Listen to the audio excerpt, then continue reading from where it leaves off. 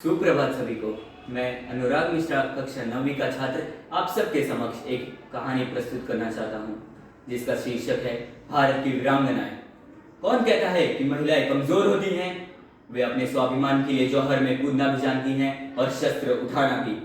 वे रणचंडी का अवतार भी ले सकती हैं और रानी लक्ष्मीबाई का भी। आज की मेरी कथा एक ऐसी ही वीरांगना पर है, जिनका नाम है ओनाके ओबावा। ये कहानी है सन 18 शताब्दी की, जब मैसूर में राजा हैदर अली का राज था। उन्होंने सोचा क्यों ना कर्नाटक के चित्रदुर्ग किले पर भी अपना परचम फहराया जाए। उन्होंने अपने सैनिकों को तुरंत रवाना किया। उस किले में घुसने का सिर्फ एक ही द्वार था, जो कि बहुत ही संकरा और गुप्त था। उस द्वार की रक्षा एक दंपत्ति करते थे, खाले मुंडा और उनकी पत्नी ओनाके ओबावा। एक दिन जब अपने नियमित भोजन के लिए खाले मुड्डा अपने घर पर गए, तब ओनाके ओबावा अकेले ही उस द्वार की रक्षा कर रही थी। उन्होंने दीवार के पीछे से कुछ फुसफुसाहट को सुने। वे तुरंत समझ गई कि दुश्मन सैनिक घुसपैठ की कोशिश कर रहे हैं। उन्होंने शौर्यता और बहादुरी का परिचय देते हुए वो घबराई नहीं, हिम्मत से काम लिया।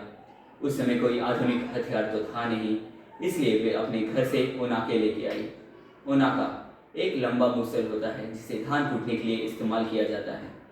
वे उस ओनाके को हथियार के रूप में लेकर दरवाजे के पीछे छुप गए।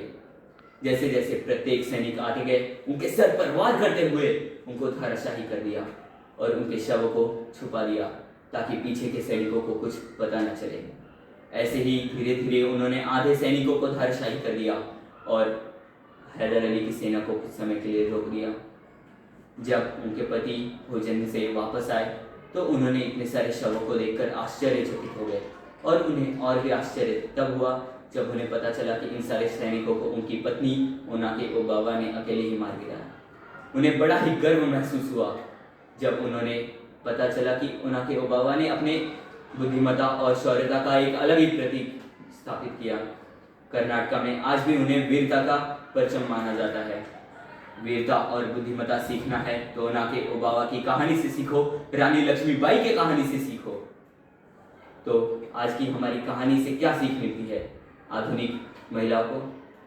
आज की आधुनिक महिलाओं को अपने न्याय, अपने हक के लिए लड़ना चाहिए, तो अपने ही स्वाभिमान और अधिकार के लिए लड़ते रहना चाहिए। किसी के समक्ष झुकना नहीं है।